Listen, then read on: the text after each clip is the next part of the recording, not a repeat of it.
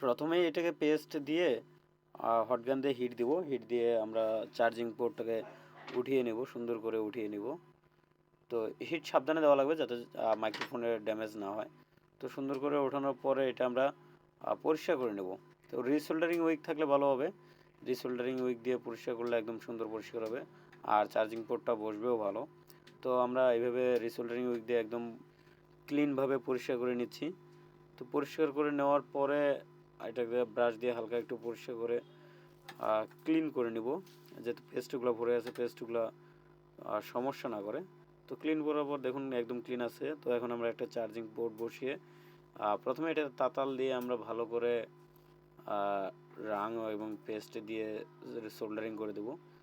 Soldering করে দিলে এবং ভালো করে সোল্ডারিং করতে হবে যাতে পিনটা টেকসই হয়।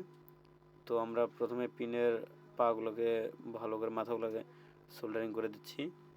তো এখন রাং থাকলে রাং দিয়ে সাইডের পিনের যে পাগুলো থাকে সেই পাগুলোতে সোল্ডারিং করে দিতে হবে। আর খেয়াল রাখতে হবে প্রত্যেকটা লাইন যেন একটার সাথে আরেকটা না লাগে থাকে, প্রত্যেকটা লাইন যেন একদম স্পষ্ট থাকে, তাহলে এটার ইউএসবি পোর্ট এবং সব কিছু ভালো হবে। আর লাইন একটার সাথে আরেকটা থাকলে অনেক ঝামেলা করতে পারে। তো এই দিকটা আমাদের ভালো করে খেয়াল রাখতে হবে। তো খেয়াল রাখার পর আমরা এইভাবে সুন্দর করে রিসোল্ডারিং করে দেবো। ভালো করে খেয়াল করে দেখবেন যাতে একটা লাইনের সাথে আরেকটা লাইন না থাকে, লেগে না থাকে। লেগে থাকলে অবশ্যই সেটা ছাড়িয়ে দেবেন, এবং তাতাল দিয়ে না ছাড়লে রিসোল্ডারিং উইক দিয়ে ছাড়িয়ে দেওয়া ভালো হবে।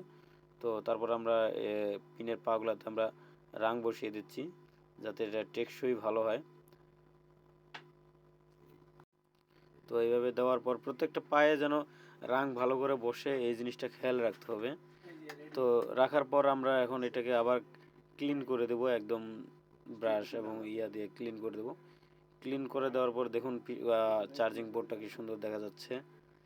তো এটা ক্লিন করে দিয়ে একটু মুছে নিব যাতে কোনো পেস্ট না ভরে থাকে। পেস্টটা না থাকলে আরও ভালো দেখা যাবে, জিনিসটা দেখতেও ভালো দেখা যাবে এবং কি পিনটা অনেক টেকসই হবে।